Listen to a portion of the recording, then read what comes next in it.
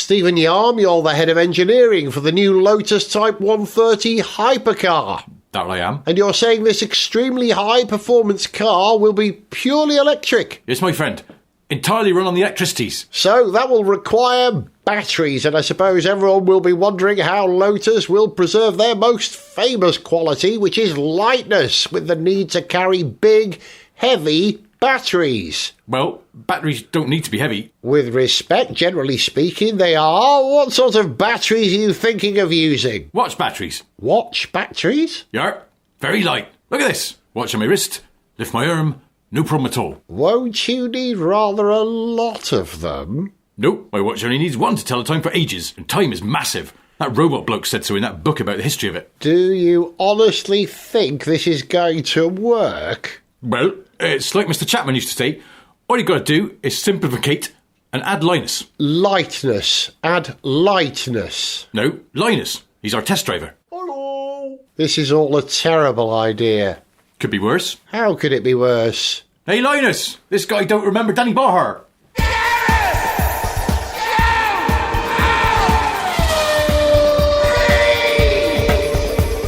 Hello, welcome to Gareth Jones on Speed. He's Richard.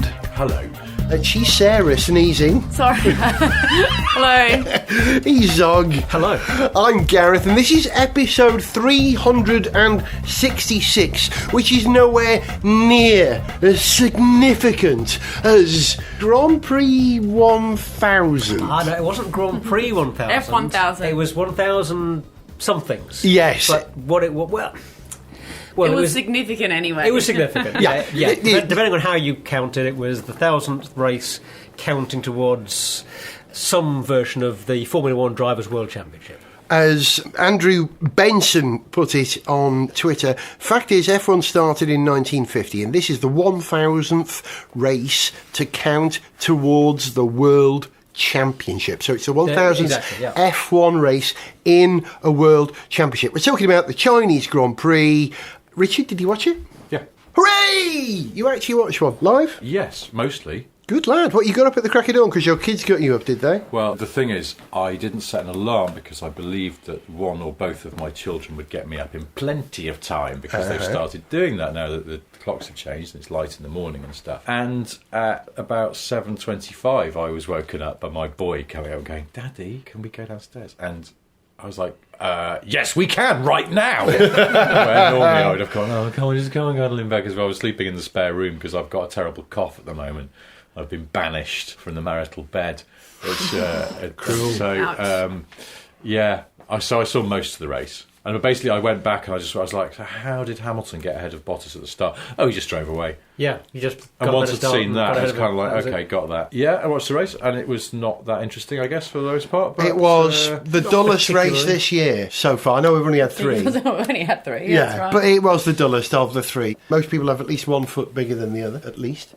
So this was at least the dullest race of three. But let's come back to this whole F1000th thing, which they counted down to, didn't they? They've made a really big deal of this since the end of last season. Yeah, for a few races now, there's been this countdown. Did you have any top moments? I heard there's lots of top races over the last 1,000 to talk about. Well, I don't think there are any top moments in this race at all, really. Over the years. Oh, over the years, over the 1,000. The last 1,000, there was Gosh, a favourite race. that's a good question. All right, my personal favourite was I was sitting right there in that sofa position, right there, just behind where I am right now.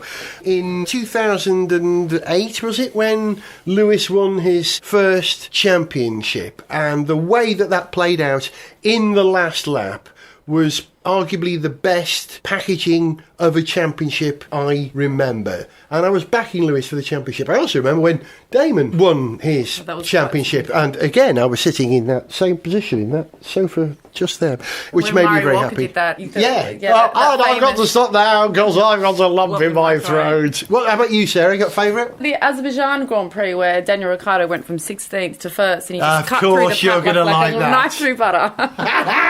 I missed that, I think. That was the first Azerbaijan Grand Prix, wasn't it? That was quite fun to watch if you were Australian, of course. Yeah. Zogger, you got a favourite? I remember the 1995 Canadian Grand Prix with some fondness because that was the only race that John Alesi Of won. course. Alesi at last, it said on the cover of Autosport. I remember. Yeah, and I was always a big Alesi fan. And he never achieved the level of success in F1 that his talents deserve. Correct. But that was one Alesi race that we can remember very fondly. And I think he gave Michael Schumacher a ride on the side pod He of his did. car. You can buy a model of that. Yeah. Schumacher stopped out on the circuit, maybe quite close to the end, and he hopped onto the side of Alesi's car and got a ride back to the pits. Classic. Richard, I bet you're going to say a Mansell win. Am I right? No, I was going to say, who can forget when David Coulthard spun off on the parade lap at that time?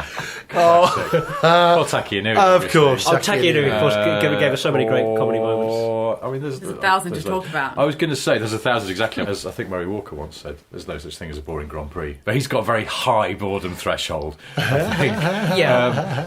Occasionally you would wonder whether he was actually watching the same thing. But maybe he wasn't. Maybe only occasionally. he plays better Grand Prix silently in his head to himself while watching boring ones. I don't know. Which maybe is a useful... Yeah, maybe we should try a it. useful Just go, quality in a there's, commentator. there's Senna and Mansell driving parallel to each other with sparks flying everywhere. Oh no, wait, I'm watching the Spanish Grand Prix. That's the brake light. But Murray did have the ability of making a dull Grand Prix sound more exciting simply because of the tone of his voice, and I think that helped the sport. Maybe. It did. On the stats front, because I've had to look this up recently and I had to do some maths, so this might be slightly wrong, but have a guess how many people have driven in an F1 race since 1950. How many drivers have started in an F1 race? Yeah. So the stats I used to add this up, you can't include people who had a little go in the car in free practice on a race weekend. So races. It has to be in the People race who've itself. started a Grand Prix, yeah. Okay. Wow, Since what a 1950. good idea. Since 1950. 1950, so that's 1,000 races. There are loosely at least 20 people on circuit, but how many of those change every week? Zog, you're the mathematician, working out mathematically. Give us an estimate. Yes. Okay, It's so a great question. Hypothesise. I'm setting the baseline here, am I? And you're okay. Yeah. Okay. I'm going to say it's something like... You've got to think about how big the fields were over the years, how many races per year, what the kind of turnover of drivers was. Okay, how 1,600? That's my guess. 1,600. I'm going to say 1,600 drivers. Okay. That's higher than what I would have gone through. I may be overrating the... So maybe, Playing that game. Higher or lower? Higher or lower? Sarah, what is it? I'll say lower. I'm going to stand down from saying a specific number because I know I'll probably Really? be So so less far than away. 1600? the safe way if you're going low is I'm to gonna go go 15.99. Come on, have a bold... I'm going to say 1,820. For no reason whatsoever, just put the Gareth's number gone out. higher. Gone higher. So you're not going to commit to the Okay, number, listen. Okay, 1,400. There you go. 1,400. That's quite Who's the closest? Okay, Richard? let's have it. None of us are close, are we? No, one of us is close. Sarah's the closest. Yes! Oh, wow. I thought it was going to be lower than that. What's the figure? Just saying. Well, by my maths, because I did have to do some adding up and I'm really bad at maths, 857. Yeah, I thought it was... I would have... Okay. I actually was going to say about 600, so... I was And Okay. how many world champions? How many world champions? 50 In years. Well, Lewis has got 5. 27. Schumacher's got what? 32. Sarah? I'll say 41. Zog, you're so close. 33! Good game. I like this game. So the 1,000th good Grand step, Prix, which good wasn't the 1,000th F1 Grand Prix, because I know that because Tom Price won a non-championship F1 race of champions. It was an F1 race, non-championship, 1974, I think, Brands Hatch. Hang on, Race of Champions.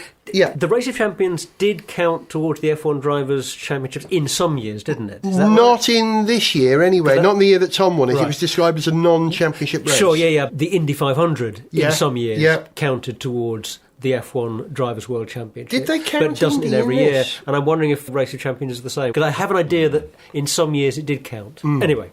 They celebrated it in a glorious fashion, didn't they? Every time a commentator said anything, it was 1,000th Formula One race. And they celebrated it with Damon Hill driving a lone Lotus Ford 1949. Really? Apparently there were plans to ship loads of old classic F1 cars to China, but there were restrictions. The Chinese government put restrictions on bringing cars in for some reason, so it never happened. But it was underwhelming. The race was underwhelming, but the celebrations were underwhelming as well. I wonder if some bureaucrats in a government office in China just saw a thing that said we'd like to bring some old cars in, and that's quite hard to do in China, because we did it for the Grand Tour.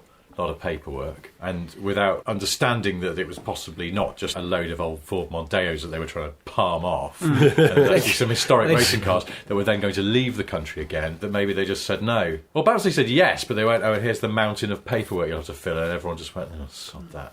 Yeah. Or the worst still, perhaps, it sounds quite like they could have had some advice that said, look, you may get your car stuck in customs for a while, and all the teams went, oh, I don't want that. So I'm sure there's a lot of reasons.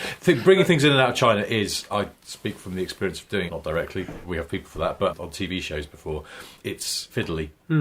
Danny Ricciardo, I think, had the best way of marking the 1000th race. Did you spot what he did? He was the top of the second pack. Well, Seventh. that wasn't what he celebrated by racing in a... Oh, yeah, his helmet was quite impressive. It was Jack Brabham's helmet. Yeah, that was quite good. That was probably the best helmet. Didn't quite like that. Classic silver and black, two stripes, black Jack, That was beautifully cool. Because in the past, Kimmy's raced in James Hunt's helmet, hasn't he? He has, yep. Which is cool.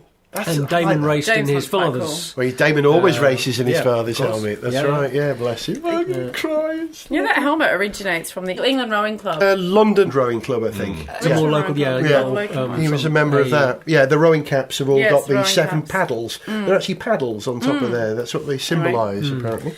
We diverge. Yes, talking about Tom Price a moment ago, I've just realised why I think I like Charles Leclerc more than I perhaps should. I know I liked him when he was in F2, but he races with the number 16, which was Tom Price's number. Oh. So he's my nominative Welsh driver for the moment. And he certainly had another good race, Until his Ferrari team told him to slow down and let Vettel overtake him. Yeah, but there is an upside to that. If the team is having to tell you to let Vettel past you, I mean, sure, he won't have liked that, but he's still the guy that they had to ask to move over to let Vettel through.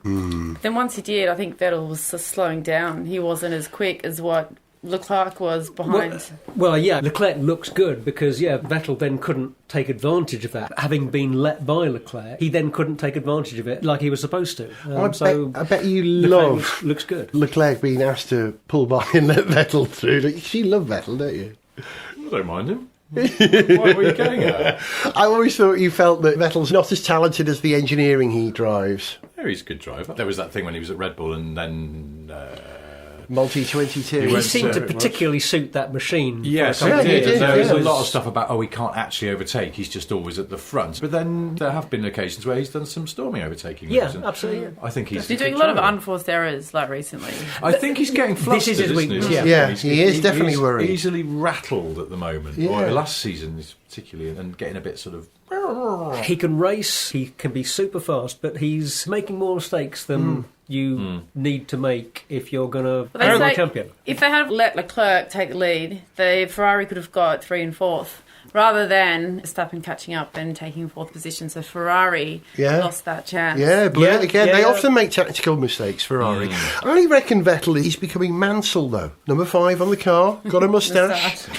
Developing a Brummie accent, possibly. I'm listening out for that. I was thinking about the number 5 thing at the weekend. Yeah, that moustache is looking a bit weird, Brummie, isn't it? It's weird. It's not his best look, let's be honest. I feel like he keeps forgetting he's got it. Because he keeps sort of stroking it. It'll be an interview and he'll touch it and then and then you notice he can't leave it alone. And I think he's forgot he's not used to it, which I can understand. I had a proper shave the other day. I've had a beard for years, like to the extent that I don't think my children remember me at all without a beard because it's rare. Yeah. And I was a bit worried. I had a shave in front of them so they wouldn't freak them out. Yeah, very smart. Particularly because my little girl's not even 2. And I thought it might scare the pyjamas out of her if Daddy's suddenly sort of smooth-faced. And let me guess, she didn't care? No. Well, she'd also, because they found it hilarious, because they were having a bath. So I went, right, while you're having a bath, watch this. And I shaved half of it off first, almost to go, see, this is what's going to happen all over. And then I'd forgotten, first of all, if you had a beard for years and you shave your beard off, your face is freaking freezing. It's a ridiculous thing. Yeah, you get a really cold face. It's just like, I was like, oh my God, why is my face cold? And then I'd go, why is my face cold? Oh yeah, because I've had a shave. And I'd touch my face and go, oh, this is weird. There's no beard there. And then I couldn't stop that. And I think that's what Vettel's doing. He keeps going, Oh, I'd forgotten I'd grown a moustache. Look at In his grummy accent. weird? Oh, I forgot to grow the moustache. Did you also spot, Richard, because I know you're interested in Chinese motor Food. corporations, SAIC, did you see their Yes. logo painted on the infield? Yeah. Huge. This is the Shanghai Automotive Automotive Industry. Yeah, that's right. Yeah. International Corporation. That's it. Yeah, the people who own MG. Yeah. Amongst other things. Amongst other many things. Yeah, I saw that there, and it looked like sort of quite half-hearted the way they painted it on, but... It was huge, though. It was, yes, it was. And, in fact, the Shanghai car show is this week. I don't know what they've announced there, because it's just full of lots of companies you've never heard of. But, you know, in the past, when there was a Chinese motor show, there'd be lots of companies you've never heard of, and they'd do a car that was a blatant copy That of looks something you hadn't exactly heard of. like a Rolls Royce with a couple of things slightly changed. Or they do something that was just hilariously cack and sort of looked like Yeah. an old Citroen that had been in a crash, and you go, oh, Chinese car companies can't make cars properly. Well, fast forward but a few years, and there's all these amazing looking electric cars coming out from people you've never heard of. And some of them look legit good, sort of looking and good interesting stuff. and innovative and presumably quite... In fact, And will they be coming to the UK? Well, this will be the subject of discussion in a forthcoming episode of On Speed in some detail. So let's get back to Watch the this F1 space. for the moment, Back to the F1. because there's so much going on in China that I think we should dedicate So it. much going on. There is. There's a lot of them. You all right, Richard? No. You're not, love, No. are you? Poor fella.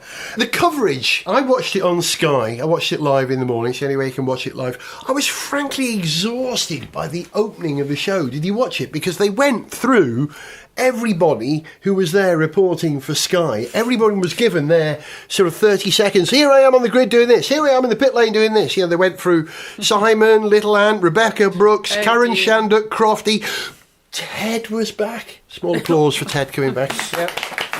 And the Sustained university applause for Ted coming back. Yeah. I feel like the head of Sky F1 is doing all he can. He made a terrible mistake. We know the backstory We know to the this. backstory. I don't know how much we're allowed to say, but they made a bad decision and they've corrected it. And Ted's doing 13 races, I believe, of the 21 this Watch year. this space. I do believe he could be seen more. But who knows? Really? Well, I think they're working on it. That's the rumour I'm hearing. Hurrah for that. Yeah, it was exhausting, the start. Absolutely, I felt it. They were pushing a bit too much. It was a bit too packaged. Was it like that? There's a Mitchell and Webb sketch parodying Yes, sort of it was. Sky, Yeah, Sky all the football. football. Have you ever seen this? Yeah. And it's just, the central thing is David Mitchell walking towards the camera on a football pitch in an actual stadium, just going, football, football, football, all the football, goals, kicking. And it's just exhausting to listen to, because it's just, and then from a different angle, another goal, and then the same goal, and then more goals, because it's football, football. And it's like that. Just too much. It was. Too much Fortunately, sports I- at once. Trying a little skipped bit that too opening. hard. I kind of came in just It before was. the race. It was And, exactly like that, Richard. It was a parody of itself, really. Over the top is catchy. Yeah. Nico, who has also joined the team, of course. I quite like Nico Rosberg. Rosberg. Yeah, he stopped saying yeah at the end of every line now. Yeah, so Lewis, yeah, he was doing this, yeah. He stopped doing that, which I'm very glad about. But I've noticed something. He's clearly in hospitality during the race, and they go to him for an audio hookup for what's going on. Nico, he always bigs up Lewis. He does, actually. I just noticed, I think he posted today or yesterday on his Instagram feed, congratulations, Lewis, such an amazing race, you deserve that, blah, blah, blah. I don't know whether he's trying to suck up to him, become friends with him, or whether it's some sort of personal PR thing that he's trying to get across to his I reckon wider audience. he never bigs up Bottas, right? And I reckon he's trying to make Lewis out as such a god. He's improving his own status by proving that he beat Lewis, which is why he won't say Bottas is good. Actually, that's I was quite- going to say, you could certainly argue that motivation is part of it, because That's quite he true. actually managed to beat Lewis in one of the years that he was driving with Lewis. And then he And obviously you don't want staged to... right, So of staged course left. you big him up, and he did beat the best driver. Yeah, fair So play. why not... Say that. Yeah. He needs quite to true. remind us of it. He needs to why not remind us of that? But I do like his punditry contributions. He's got something decent to say. Yeah, he does. He was And very And good on he says it aerodynamics, concisely. wasn't he? He was talking about Ferrari's aerodynamics really eloquently. Did you catch that? Yeah, no, he's a smart commentator. He can sort of come across a little bit I don't know, a little bit sort of self-satisfied and a little bit sort of smug. But he's usually got something to say that's worth hearing. And yeah, he's one of those ex-drivers that turns into quite a good... I feel like he's got a lot of passions at the moment. He's peppering himself around, Formula E and Formula One. Yeah, there's quite a lot going on in his head. He's a smart guy, investing in his tech companies. We were short of some really spectacular stuff in the Chinese Grand Prix. As the Chinese Grand Prix goes, this was a dull one. But the two most interesting moments, the torpedo, Kvyat taking out both McLarens, practically. Well, certainly making contact with both of them. Yeah, he did take out both McLarens. Genius, I think, that. But the best bit for me, I don't know if you spotted this, was it during the safety car? They double stacked the Mercedes. Yeah. They brought them both in for a pit stop at the same time, and the gap between Lewis and Bottas was sufficient that literally, and I do mean literally, the second Lewis rolled out of the pit box, Bottas arrived. Yeah, beautiful. It seemed like their on-track gap couldn't have been any better for doing that double-stack manoeuvre. Bottas didn't have to wait. And yeah, it was perfectly timed. Yeah, I must say, in Ted's notebook, oh yes, I did watch some of that. Yeah, of course. He did say that the Mercedes pit lane team, they were practicing right up until the start of the race, their pit lane stuff. So yeah, it paid off for them. Yeah, that was beautiful. That's the pinnacle of motorsport. Just another stat from the weekend is that even though the race was boring, we got 3 1-2s for Mercedes, which hasn't happened since 1992 with Nigel Mansell and Ricardo Patrese. That's the one. And Williams. So you get the same team. So you get 1-2 for the first 3 races. Which is a credit to Mercedes, really. Ferrari can't knock lost a few opportunities.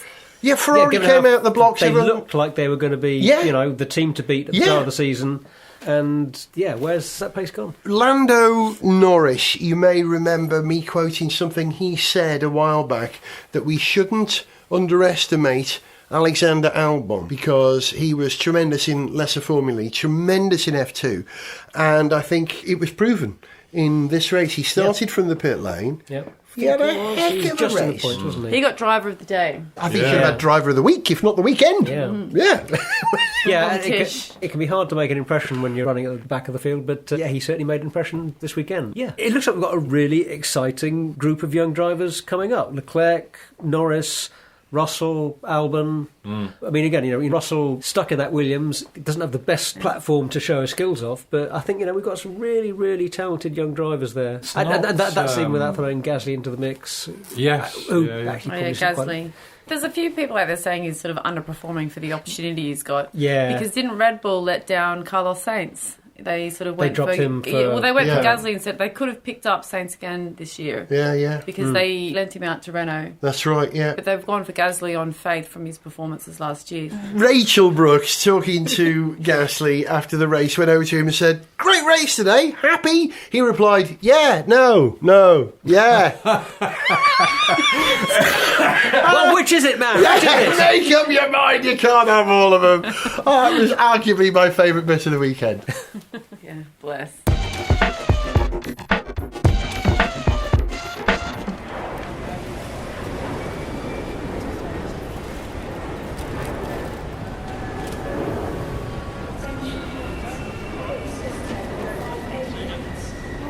And did you pack these bags yourself, Mr. Gasly? Yeah. So someone else packed them? Yeah. Are you aware of any prohibited items in any of these bags, Mr. Gasly? Yeah, yeah. Wait, you are or you aren't? Yeah. Mr. Gasly, I'm afraid I'm going to have to ask you to step into the strip search room. Wait, I can't do that. I missed my flight. I have to be at the next race and I'm faster than Max Verstappen. Yeah, no. Sniff Petrol! We Gareth Jones on speed! I'm a big Star Trek fan. So you're a Star Trek fan too, aren't you? I'm a Star Trek fan, yeah. Mostly the original series and the films rather than every bloody series they spun off in the meantime. I like it all. Are you a Star Trek fan, Sarah? I don't mind Star Trek. Don't mind. Richard, you like the movies, don't you, I think, yeah? I don't think I've ever seen a Star Trek movie. Are you kidding me, really? No. Original series? Because you like the Shat, I know that much. I do, but I haven't seen many of them. And Right. I just sort like of the used way to they occasionally watch The Next Generation when it was on BBC Two. Oh, yes. I came With acro- old Patrick Sir, Stewart. Sir Patrick. I came across a Slaphead. brilliant shat fact, which I have to share with you. A shacked. if you will. shacked? A shacked. We may have sent things into distortion there. The mask that the guy wore in Friday the 13th. What's the name of the character? Jason. Jason. Is it Jason? I don't know. He wears the hockey mask, doesn't he? Or is Jason the Clayface guy in the other one? Jason, I think, is the other one. No, this is Mike Myers. Mike okay. Myers. Oh, Okay. yeah. Mike yeah, Myers' Mike character Myers. in Friday the 13th. The mask that he wears is a William Shatner mask, spray painted white. No. Yes. Ha! Yes, there is your Fascinating. there is your shacked for the day. Well, the reason I'm shacked, I like it. Here's my shacked. Oh, Sorry. stay with us, Richard. Oh, We keep man. reading. I didn't mean to do that. Nurse, bring the iron lung for Mr. Porter, would you? The reason I'm talking about Star Trek here is that Star Trek occupies a number of realities. You know, there's the mirror universe, there's the Kelvin timeline of the movies. Forgive me if you don't understand this. There's the Discovery timeline, which is about to be resolved, we think. And the mirror This universe is weekend. the one where everyone has a beard. That's right. So you know they're in the, yeah. and they're So evil. you know that they're yeah, evil, yeah. right. And I've been watching a sort of an alternative universe, an alternative reality of motorsport recently, since IndyCar has now been shown on the same channel as Formula One on Sky F1. I think this is possibly the first time this has happened since I think Eurosport may have had some F1 and Champ Car or kart many years ago. So I've been using IndyCar as my sort of methadone to the heroin addiction of Formula One. So you have a disappointing race in the day and you sit down and you watch another one in the evening. Oh, and I'm not sure that people go, oh, that was some disappointing heroin. I bet their analogy might be slightly Not the flawed. stuff I sell. I'll tell you. Yeah, that's never necessarily gone through my head. No, that was a good dose of heroin, that one. Although you try the methadone today, that was some yummy heroin. very Moorish. So I've been watching IndyCar and really enjoying it. I used to watch Indy and Champ Car and Kart years ago when it was on Eurosport. And IndyCar generally is much more entertaining than Formula One. It's, yes, Finn, it is. Don't disagree with me saying no. Okay. Yes, they get to it a lot quicker. The trouble with Formula One is that it's held in such prestige that the build-up to it is anything up to 2 hours long now before the race gets started. No, I like that build-up though because it's I enjoy it. because I don't have to watch the build-up. Mm-hmm. But if I've got a If you couple of can. hours to kill before Yeah. the race, I can just It's like the I can just- post-race stuff. You don't have to watch that. It's not very insightful a lot of the time, but in a way, it's almost like it's the come-down from But the when young Ted's heroine. there, we watch it. Oh, Yeah, that's the thing. of course. No, but no. Ted's Notebook is a viewing appointment, whereas Fantastic. that sort of other post-race coverage is a bit more. Oh, take it or leave Viewing it. appointment. Oh, I like that description. I'll catch up with some email. I'll make a list of things that I'm not going to do tomorrow. All that stuff. Thank you, Ben. The build-up to IndyCar is not only sort of less of a palaver, but it's quite sort of matter-of-fact and casual. You don't feel that the drivers are only doing these interviews because they're obliged to do the interviews. You just feel like they actually genuinely want to share what's going on with the car, and they give all sort of details about spring rates. Am I the only one in this room who's watching IndyCar, though? I watched the first little bit. You did? My favourite part was when Marcus Ericsson took out some of the vegetation in the first Oh, lap. oh, God, yeah, And the yeah. commentator made some wicked comment about, I think Marcus Ericsson will have to take that up with the local council for ruining the natural vegetation. It is weird, though. They have this convention in American motorsport coverage where the hosts all wear blazers, classic sort of sport blazers and ties. It's so uncomfortable for me. In a country which is generally more informal than Britain, it seems absurd, the formality of the initial television presentation. But America does have a way of, at the same time that, we generally think of it as being less formal than the UK, but there are all kinds of little ways in which it's more formal. It's more formal about some particular things. Yeah. I mean, think about how, particularly in southern vernacular. You will be much more likely to address a stranger as sir Or mum, mum. Yeah. True in a way enough, that you and I never would. You to call your somebody in the father UK. sir, wouldn't you, if you were an American? Should your children call you sir because their mum's an No, American? I might consider phasing that in, actually. Oh, yeah. Give it a bit more respect in our household. But no, I did. I used to know a guy in the States who grew up in a military family in Virginia, and he used to call everyone sir and mum. Didn't matter who they were, he just did.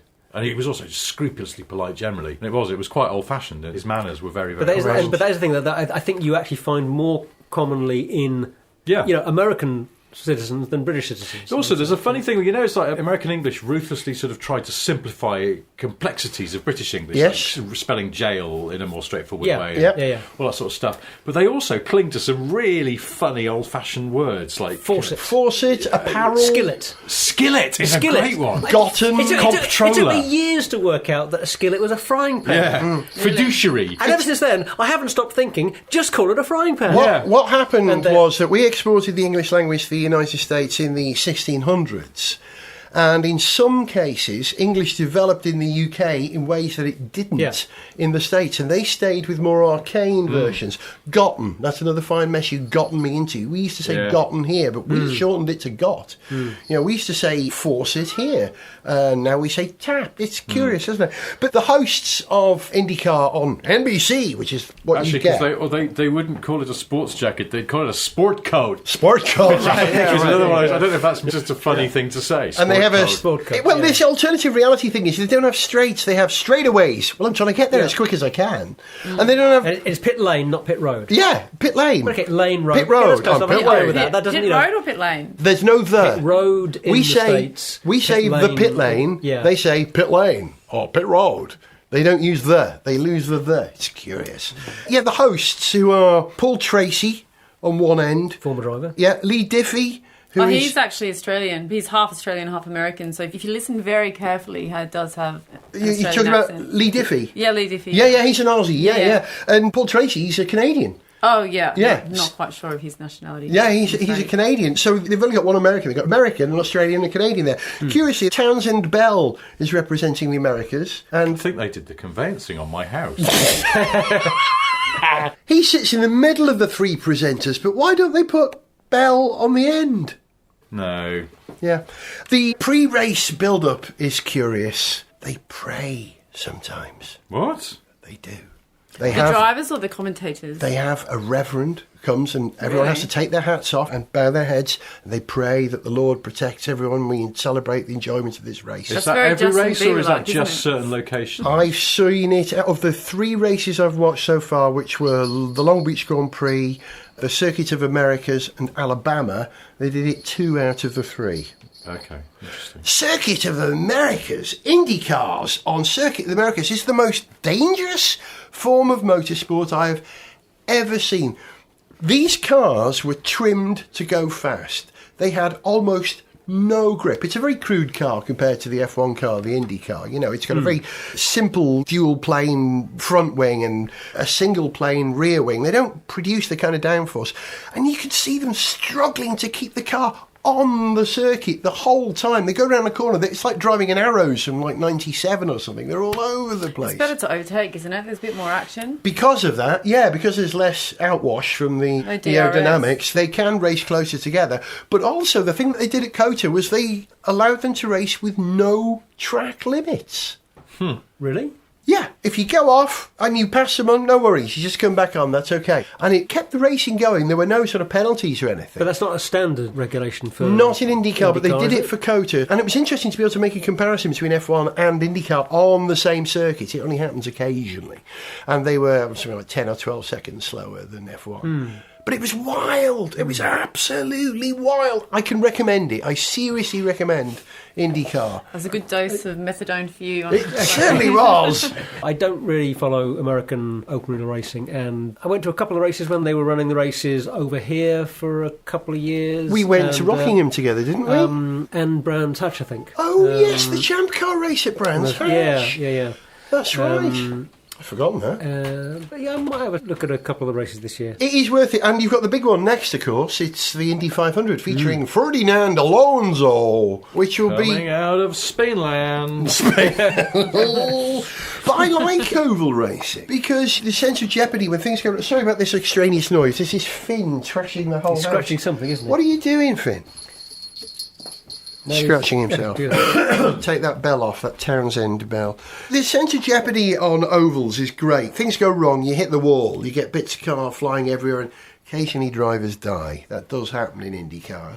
When was the last time I had a fatality? IndyCar, it was Dan Couple of Weldon. years ago? Oh, God, yeah. that was 2011, yeah. was it? I think. Was it that long? Yeah. I think it was, yeah, because Yeah, they named this I thought car it the DW12 after him. Yeah. Wait, no, Justin Wilson has died since then, 2015.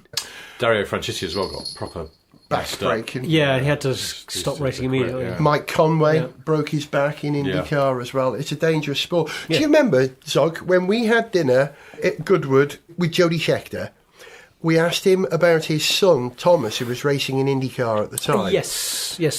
And Jody Scheckter himself, a former racing driver, said, I don't know about that. I don't want Tom racing in this. It's dangerous. It'll kill him. That's a racing driver saying that. It's a worry, isn't it? But IndyCar, ever so entertaining. They had the Long Beach Grand Prix, which I went to, not this time round, I went to in 96. Great day out, $70. That's what it is today for a general admission. Quite good. Yeah, it's huge value, isn't it? It's almost blue collar. Yeah, well, you know, the racing's certainly more accessible than F1 is in Europe. Yeah, No yeah. question. It's not as highbrow, is it? You can pay for whatever you want. They have lawn. They have an artificial lawn which they ship in, which you can sit on the lawn and watch the race. That's I kind bet they call it the Lawn of Champions or something. Really? I could imagine, though, paying $70 to go to that race. And you could buy some fried things with that really lurid orange cheese. A big Yes. squishy plastic, oversized cup of horribly weak beer. I could be quite down with that. I bet it's a nice day out. It's a great day Yeah, out. like the Epsom races, they've got that lawn in the middle. You can just go and If I had access to a good barbecue, I think. Yeah, a lawn in the middle. They do that. I Yeah, really do want to go to one of those oval tracks and just go to the infield with all of the Yeah. RVs. Because they've got barbecues going there. You Yeah. can tell, Yeah, can't I you? think, There's a yeah. lot of barbecuing. To the extent you sometimes wonder if the smoke will start to obscure the race. But The thing I remember, one of the things I remember about Long Beach was the women flashing topless. There was like a Mexican wave of women flashing topless during the race. Everyone cheers. You don't get that at Silverstone, do you? It's too bloody cold. the 90s. I was telling somebody today about something that I heard about happening in the 90s. It's too long a story to tell now, but it was actually, funny enough, also involved boobs. And as I was telling this story, I was thinking I might as well be describing something that happened in the Middle Ages. It sounded so old-fashioned and Quaint. so ridiculous. And you go, I remember the 90s, but they were a long time ago now. Moving swiftly on. Yes. Coming back to this alternative reality, you know, in Formula One we have 804 different compounds of tyres. And there are 3, and you have to run 2 of them. In IndyCar, there's 2. There's a prime and an option, or as they say, sticker new tyres or scrubbed used. They don't say scrubbed, what do they say? They say scuffed. Scuffed. Sticker tyres, meaning brand new, scuffed, and you've got to run both the prime and the option. That's it. Keep it simple. But there Is are... this like the way that my American wife calls grated cheese shredded cheese? shredded cheese. Let's go. Go get the cheese shredder out of the drawer. It's really weird. I think we say shredded in Australia, you know. Do you? Yeah, I think so. Why? But why? These are just because it acts comes of from, it's an American thing in rank Australia. disobedience, aren't they? They just go, we're not going to say your word, we're going to think of a different word. American English generally is... Micro-sliced, that's what we're going to call it. Micro slice. Nano slice. Package. Nano-sliced cheese. The other thing about IndyCar that makes it different to F1, there's a rule in F1 where if you're fielding a team of 2 cars, both cars have to have the same paint scheme, pretty much identical. You can you can change the wing mirror colours to identify which driver it is, but that's about all. In IndyCar, every car has a different sponsor and different colour. In fact, I think the Andretti team run 4 cars, and you would have no idea that they're all the same team because they're all completely different sponsors. So it's a very colourful field. Very, very, very colourful indeed. They have push to pass. I'm not sure how the rules work. You get 4 minutes of pass or something like that to increase the racing. And it's great. It's ruddy great. The truth is, it's easy. You know the way that shopping in America is easier. Do you want this? Do you want that? Pick and mix. It's like that. I think if Formula Less of a One... challenge? Yeah, less, yeah. I think if Formula One is A-level, then IndyCar is GCSE. That's what I reckon. Yeah, that seems a fair... I didn't enjoy my GCSEs. Quite enjoyed my A-levels, weirdly, but yeah. But Because you did can you- concentrate more on the stuff you like. So what you're saying is F1's better? No, I'm just saying I enjoyed my A-levels more than GCSEs. It was a real festival of motorsport this weekend because not only do we have the Chinese Grand Prix and the Long Beach Indy Grand Prix, but we also had the Rome E-Prix. Did we all watch that? Yes. How's Formula E faring in your hearts? I'm still not really getting into it. I love the idea of it, and I've enjoyed watching some of the races. Honestly, I find the sound of the cars a bit too unexciting, and I sometimes find the narrow circuits look a little bit sort of pokey. Mm-hmm. That said, there is some tremendous racing. Didn't they have a big pile-up in one of the races? Well, they had all of them. Yeah, there was a big always in this race, yeah. And then, having said that the tracks look a bit narrow and pokey, they red flagged the race because what was really quite a minor shunt immediately turned into a thing involving 3 cars that had run into one another and completely blocked the track at a chicane. And if the track was a little bit wider, I dare say that wouldn't have happened. But that criticism aside, it was a proper exciting race at the front, which eventually gave Jaguar their first victory in Formula E. And Mitch Evans his first podium. Yeah, and Thank you, Richard. I was about to say that. March Evans, yeah. Much. His And, first and as, podium. Much ovens. as an I-Pace driver, that must make you really proud and happy. Yeah, I was trying to explain to my boy when we were watching the F1 on Sunday, because it's amazing how he recognises a Mercedes, and he loves Lewis Hamilton, and he knows that Lewis Hamilton drives Mercedes, but the connection that he's also made, not difficult, he is 5, he has got a brain, he'll go, Lewis Hamilton drives a Mercedes, like Mummy, because our old family car was a Mercedes. Very good. And I went, and so I said to him, I went, well, you know that we don't have the Mercedes, because what's our new family car? He went, it's a Jaguar. And then, of course, he went, to Jaguar, where's their car? And I went, well, now. Actually. Right, pay attention, my boy. Jaguar aren't in F1 anymore, but they used to be. Now, and then I told him all this, but I forgot to sort of finish the story, because then belatedly, as at the point, I think he completely lost interest by this point, I went, now remember earlier on, I was telling you about, because I was talking to him like an Edwardian father. I think Remember earlier on, I was telling you about how Jaguar aren't in Formula 1 anymore, but in a way they still are, because that Red Bull there, and he wasn't... And his eyes had glazed over. Because also it's not relatable in an interesting way for a 5-year-old. The Red Bull don't make road cars. Now, he knows who McLaren are, and he likes McLaren, A, because he can always spot the orange car, but also because he's got a little yellow Hot Wheels model of a McLaren P1, which was for a long time his favourite Hot Wheels car. And it's a McLaren. And then he goes, oh, McLaren have got a racing car as well. And it doesn't really matter to him that they're bimbling around at the back, or they were, when he was first given this P1. He just likes the relationship with, here's something I own that I love, and it's relatable to something I can see as a racing car that looks cool on the TV. Yeah. So when you sort of go, does racing ever sell any more cars?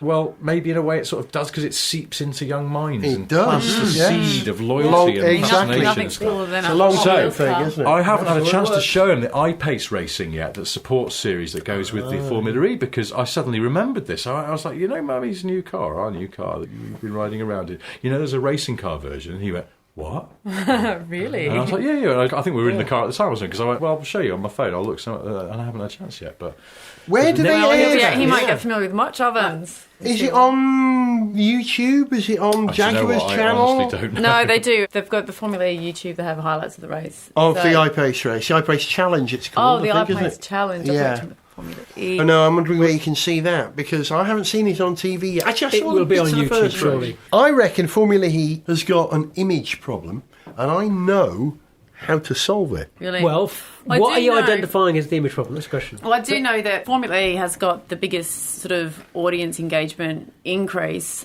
over the last 12 months when you compare it to any other motorsport in the world. So people are now taking notice of Formula E, and people are obviously following the electric cars. I did see on social media, one of those blogs, they did all the stats and everything of the percentage rate that their social media went up in. So does that mean there's... So there is an increase of people getting more and more interested in the electric cars. But what's their image problem? Because there are a number of you might ex-Formula say, One. failed F1 drivers in it, it makes it look like a second-rate category. It's where you go to die because you're not good enough. Well, it's also where a lot of the drivers are driving that the didn't same make. about Disagree. endurance racing or... But it's a lot of the drivers that didn't make, like Jean-Eric Verne, he got dropped, so he's doing the electric cars as his second wind, I suppose. But endurance racing sort of exists in its own parallel reality. Well, so it's a does different. Formula E, then, I'm you not could sure. I argue. think Formula E has more to prove against Formula One in the future. And so, what I would do is ban any driver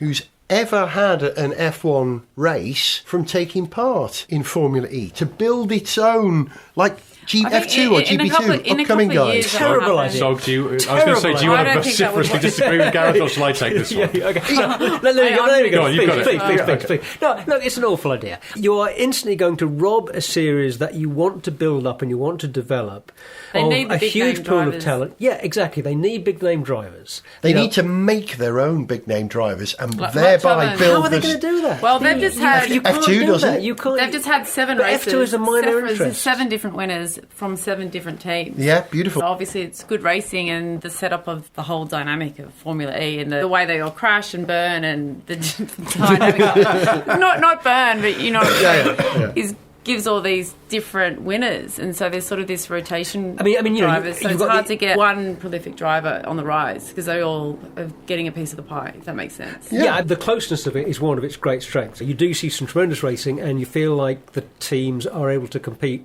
on a pretty level playing field, which is what we generally want to see when we're sitting down to watch a good motor race. It's not going to do any good for the sport in future if you can't access top-level talent. Who also bring a certain amount of prestige and credibility to it, because you go, well, that guy used to be in Formula 1. He's been to the tippity top, and then he couldn't get a seat for this season. But his next option is this equally valid formula. It does bring to it some credibility. It doesn't actually undermine to have ex-F1 people. It more reflects on them, because people go, oh, he couldn't make it in F1, he's had to step down to a lower formula. But you could say that about almost anything else they will do in their... Oh, my God, he's only on 10 anymore. If those drivers were championship winners in F1, I would agree with you. But it's got Massa, a driver you've never really liked. No, I know. Stoffel Van Dorn, who never really managed to do terribly well in Formula 1, despite his great skills. Jev, who was bumped from the team he drove for. They are not le creme de la creme. They are the substandard creme de la creme. And there's an undercurrent of disappointment in Formula E. We know they're great drivers. Well, exactly. Who's just watching? They're motorsport fans. I mean, it's like if you're paying that much attention to know that somebody has not got the brakes in F1, you're probably the kind of person who watches Formula E. So you're the kind of person who go, oh, he was a good driver in F1. Jean Todt, he was all right, actually. Yeah. Good for him bringing his skills to Formula E. It just confers prestige upon it, because they're good people. They're not just getting these randoms you never heard of who's like, oh, he did 2 tin top races in Tasmania or something. It's like they're getting proper people. You've got a field full of respectable racing names, whether it's recent F1 drivers like your Jean Verns, your Massas, or whether it's Sam Bird, younger talent. There's more than one Sam Bird now. But you've got to. There's only one Sam Bird. You've got a real quality field there. We see Sam Bird's a great example, because Sam Bird was tremendous in all the Formula E. He never made it into Formula 1, and he's made a name for himself in Formula E. People know the name Sam Bird in Formula E, and I think he represents and carries the strength of the formula better than someone who's been rejected from Formula 1. I think there's something in that. I can absolutely see. I think there's something in that.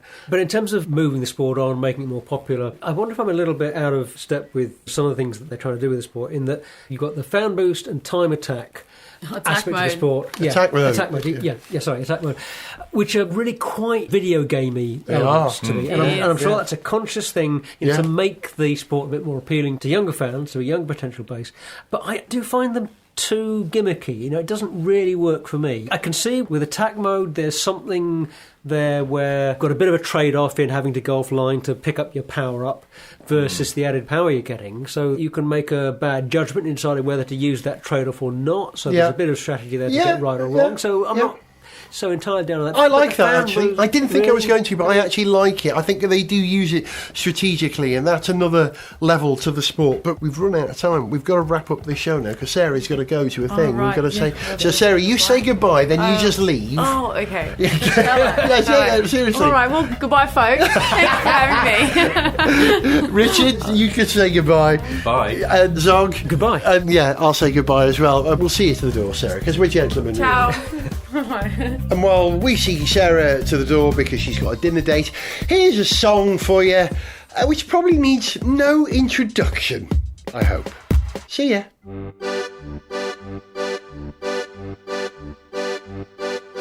Who is that? Are looking like a frog? Jean Todt, Jean Todt, Jean Todt, Jean Todt. Don't you know he kisses Michelle Yeoh? Jean Todt, Jean Todt, Jean Todt. Who is that? Acting like a god? Jean Todt, Jean Todt, Jean Todt. who moves like an arthropod. Jean Todt, Jean Todt, Jean Todt. He is more of sad and lonely. He is even weirder than Max Mosley. Jean Todt, Jean Todt, Jean Todt, Jean Todt, Jean Todt, Jean Todt, Jean Todt.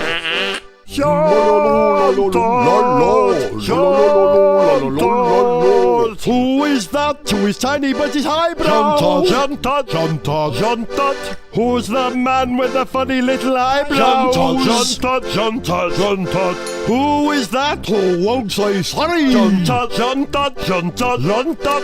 Who's the man who favours Ferrari? Jean Todt, that would be Jean Todt. He'll be standing under the podium, looking like a toad who's been crossed with Napoleon. Jean Todt, Jean Todt, Jean Todt, Jean Todt, Jean Todt, Jean Todt, Jean Todt, Jean Todt.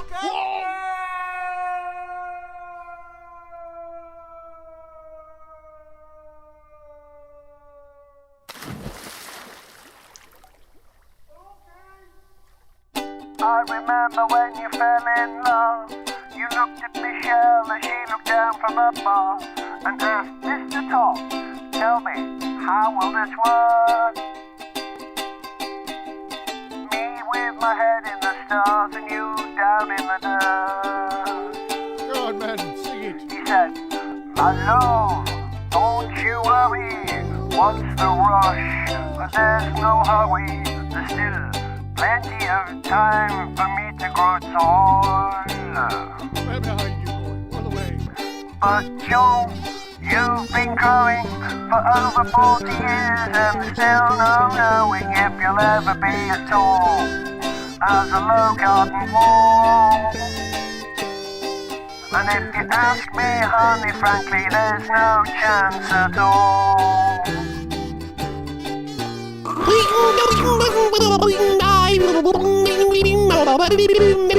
Out of his way, he leads the FIA. Jean Todt, Jean Todt. Jean Todt! It would be insane for him to be in the pit lane. Jean Todt, Jean Todt. Who's got a plan that's obtuse and complex? Probably Jean Todt. Jean Todt. Who's got a son following his footsteps? Oh, that's a Nicholas Todt. But don't think that you will be Rid of him anytime soon, cause one of his best friends is former UN leader Ban Ki-moon. It's true, you know. Jean Todt, Very clever. Jean Todt. To send us an email, see pictures, get song lyrics, join our Facebook fan site, follow us on Twitter, or to find out about sponsorship opportunities, go to GarethJones.tv. Gareth Jones on Speed is made in London by Whiz Bang. Gareth Jones on Speed!